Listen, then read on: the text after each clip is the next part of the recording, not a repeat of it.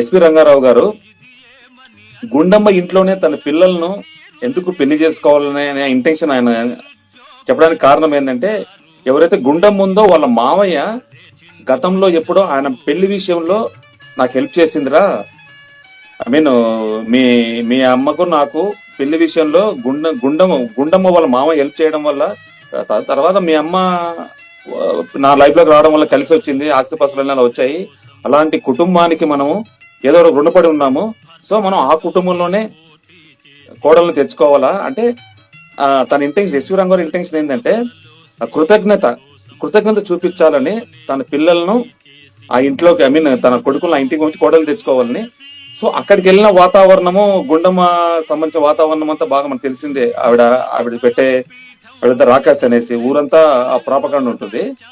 So ఇది director గారు ఇద్దరు హీరోలను, నాగేశ్వరరావు గారికి రామారావు గారికి కథ చెప్పి ఒప్పించడంలో ఎలా సక్సెస్ అయ్యారంటే, ఫస్ట్ హాఫ్ మొత్తం మన సినిమా చూస్తే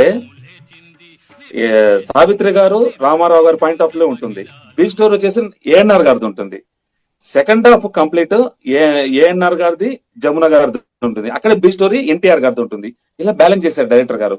నేనంటే బుల్లెమ్మకు పెద్ద ఇదంటే అదంటే ఇంకా ఈయన ఎందుకు బుల్లమ్మని ఇచ్చి పెళ్లి చేయమని గుండ్రకి చెప్పేస్తాను. ఆయన ఆ ప్యాంట్ వేసుకున్న విధానము, తలకు రుమాలు కట్టుకున్న, ఐ మీన్ మఫ్లర్ కట్టుకున్న విధానము, కోలో కోలో ఎమ్మ కోలో అని తను డాన్స్ మూమెంట్స్ ఉంటాయి, ఎంత నేచురల్ గా ఉంటుందని, నిజంగానే తను పన్నోడా అన్నట్టుగా ఉంటాడు. ఒకరోజు సావిత్రి గారితో కూర్చొని వాళ్ళ నాన్నకు లెటర్ రాయించుకుంటాడు. అంటే తన లవ్ ను ఎక్స్ప్రెస్ చేయడానికి, సావిత్రి గారికి ఎక్స్ప్రెస్ చేయడానికి, తన అమ్మాయితో లెటర్ రాయించుకోవడానికి అమ్మాయి చేతికి పెన్ను పేపర్ ఇచ్చి, అయ్యో నాకు ఇక్కడ పని కుదిరింది, గుండమ్మ వాళ్ళ ఇంట్లో కడుపు నిండా అన్నం పెడుతున్నారు, కట్టుకోవడానికి గుడ్డలు ఇస్తున్నారు, ముఖ్యంగా 3 ముక్కలు చెప్పాలి. నేనంటే బుల్లెమ్మకు పెద్ద ఇదంటే అదంటే ఇంకా ఈయన ఎందుకు బుల్లమ్మని ఇచ్చి పెళ్లి చేయమని గుండ్రకి చెప్పేస్తాను అనగానే అమ్మాయి సిగ్గుపడుతుంది. అంటే తన లవ్ ని ఎక్స్ప్రెస్ చేయడానికి, నిన్ను పెళ్లి చేసుకునే ఉద్దేశం ఉంది, మీరంటే నాకు ఇష్టము అని చెప్పడానికి ఇది ఒక పద్ధతి వాడతారు. అసలు రామారావు గారు ఆ సీన్ లో ఆయన పర్ఫార్మెన్స్ నెక్స్ట్ లెవెల్. రామారావు గారు యాక్టింగ్ గురించి మనం కొత్తగా చెప్పేదే ఉంది, అంత అద్భుతంగా ఉంటుంది రామారావు గారి పర్ఫార్మెన్స్. ఎక్స్పెషల్లీ ఆ లెటర్ రాసే సీన్ చూస్తే మటుకు ఇప్పటికి చాలా న్యాచురల్ గా ఉంటుంది మనకు. ఈ లెటర్ అనేటప్పుడు సావిత్రి గారిలో కూడా తన ఎక్స్ప్రెషన్స్, తన క్లోజ్ షాట్స్ ఎలా ఉంటాయంటే యాక్సెప్టెన్సీనే ఉంటుంది. నువ్వు అంటే తను ఎక్స్పెక్ట్ చేస్తుంటే తనకు కూడా ఇష్టమైనట్టుగానే ఉంటుంది అనమాట. సావిత్రి గారి క్యారెక్టరేషన్ ఏంటంటే, అంటే కష్టాలు నేల మీద పడుకున్న అమ్మాయి, కష్టాలు అనుభవిస్తున్న అమ్మాయిని తను సెకండ్ హాఫ్ లో వచ్చేసి తనకు మంచి లైఫ్ ని ఇచ్చి, తను ఐశ్వర్యంలో అమ్మాయిని లైఫ్ లీడ్ చేయాలనేసి ఎన్టీఆర్ గారు తీసుకెళ్లే విధానము. సో డే 1 నుంచి 9 గంటలకు నిద్రలేసి కాఫీ కావాలని అడిగే అమ్మాయి జమున, నాకు కాఫీ కావాలి 9 గంటలకు నిద్రలేసి కాఫీ అనే క్యారెక్టర్ అమ్మాయి. అంటే ఐ మీన్ పొగరబోతూ ఉన్న అమ్మాయిని, సో నాగేశ్వరరావు వచ్చేసి ఆమె నేల మీద పడుకోబెడతాడు. అంటే కష్టం ఇలా ఉంటుంది, కష్టపడాలి, దీనికి విలువ ఉందని చెప్పేసి మనకు సెకండ్ హాఫ్ లో క్లైమాక్స్ కన్నా ముందు నాగేశ్వరరావు జమున వచ్చేసి జమునని తీసుకుని తన ఇంట్లోనే తను పనివాడిగా నాగేశ్వరరావు తోటలో ఒక అవుట్ హౌస్ ఉంటే అక్కడికి వెళ్ళి అవుట్ హౌస్ లో ఉండి అక్కడ ఉన్న పరిస్థితులను అర్థం చేసుకోవాలనేసి, ఆ అమ్మాయికి ఆ లైఫ్ ను చూపించాలనేసి స్టార్ట్ చేస్తారు. ఇక్కడ ఇంకొకటి వీళ్ళు బ్యాలెన్స్ చేసిందంటే, వీళ్ళు ఇద్దరికి పెళ్లిళ్ళు అయినాయి కానీ కన్సీవ్ అయ్యే విషయంలో అంత జాగ్రత్తగా పడ్డారంటే డైరెక్టర్ గారు. అంటే ఆ విషయాన్ని మనకి ఎక్కడ చూపించరు, వాళ్ళు మ్యారేజ్ వరకు హెల్తీగా చూపిస్తారు.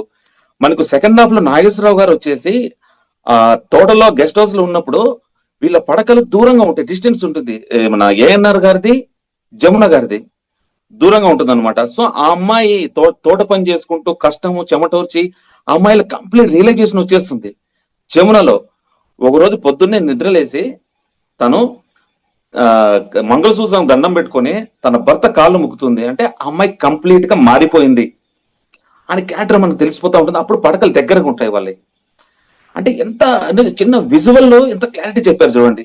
అంటే వాళ్ళు అక్కడ వరకు డిస్టెన్స్ మెయింటైన్ చేస్తున్నారు. ఆ అమ్మాయిలో రియలైజేషన్ స్టార్ట్ అయిందని చెప్పి తనకు గారెలు తినాలనిపిస్తుందని భర్త అంటే భర్త కోసం వెళ్ళి, సో మన నెలా పొద్దున వాళ్ళు మనకు అమౌంట్ ఇస్తారు, ఎప్పుడు పడితే అప్పుడు ఎవరంటే నువ్వు వెళ్ళి అడుగు ఎందుకు ఇవ్వరు అని ఆ అమ్మాయిని రెచ్చగొట్టి పంపిస్తాడు నాగేశ్వరరావు. సో ఎస్వి రంగారావు గారి దగ్గరికి జమున వెళ్తుంది. జమున వెళ్ళినప్పుడు ఎస్వి రంగారావు గారు సోఫాలో కూర్చొని పేపర్ చదువుతూ ఉంటారు. బ్యాక్ సైడ్ జమున వాయిస్ ఉంటాడు. ఐ మీన్ పనివాడు చెప్తాడు, వెంకన్న ఇలా అమ్మాయి వచ్చిందండి డబ్బు తనకంటే, సరే సరే ఈ రోజు పని మనిషి రాలేదు, పెరట్లో అంట్లు ఉన్నాయి, ఆ తోమేసి రమ్మని అంటాడు. అనగానే జమున అనే క్యాటరేషన్ ఆ పెరట్లోకి వెళ్ళి చుట్టూ అంట్లు ఉంటాయి, కింద పీట ఉంటుంది. సో ఇది మనం ప్రాక్టికల్ గా బిహైండ్ కెమెరా మాట్లాడితే అమ్మాయి హీరోయిన్ ఆర్టిస్ట్. సో ఈ ఆర్టిస్ట్ అమ్మాయి క్యారెక్టర్ లో ఒదిగిపోయే విధానం ఉంటుంది. అమ్మాయి బయట చెంగును ఇలా పక్కన ఐ మీన్ నడుము కట్టుకొని కూర్చుండే విధానము, అంట్లు పట్టుకొని తోమే విధానము ఎంత అంటే పనిలో పని మనిషి క్యారెక్టర్ లో ఇన్వాల్వ్ అయ్యి ఎక్స్పీరియన్స్ ఉందన్నట్టు బిహేవియర్ ఉంటుంది అనమాట జమున గారి పర్ఫార్మెన్స్. ఆ అంట్లు కంప్లీట్ చేసేసి అమ్మాయి బయటతో చేతులు తుడుచుకుంటూ మళ్ళీ హాల్లోకి వస్తుంది. వస్తే అయ్యగారు మా పేమెంట్ కావాలి, డబ్బులు ఇస్తే నేను వెళ్తానంటే, నూకలిస్తే గంజి కాచుకోమని చెప్పు, ఇలాంటి లైబ్రరీ లీడ్ చేసి మీకు గారెలు ఎంత బాగబొగ్గాలు కావాలా అని ఎటకారంగా మాట్లాడతాడు అనమాట. ఆ ఎటకారం అమ్మాయికి నచ్చదు. ఆ అమ్మాయి కొంచెం గట్టిగా వాయిస్ రైజ్ అవుతుంది. అందుకని ఎస్వి రంగారావు గారు అమ్మాయి వైపు టర్న్ అవుతాడు. అందుకని ఈ అమ్మాయి ఆయన ఎక్కడో చూశానంటే ఇంతమంది పెళ్లి చూపులకు వచ్చిన క్యారెక్టర్ అనేసి ఈ అమ్మాయి కొన్ని ఫీల్ అవుతుంది. ఎస్వి రంగారావు అమ్మాయి దగ్గరకు వచ్చేసి నువ్వు గుండమ్మ కూతురు కాదు అనే లోపల ఆ అమ్మాయి ఫీల్ అయిపోయి అక్కడి నుంచి ఎగ్జిట్ అయిపోతుంది.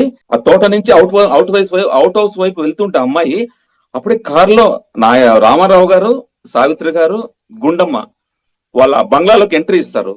సో పాస్ అయిన అమ్మాయిని కారు క్రాస్ చేసి వెళ్ళిపోతుంది.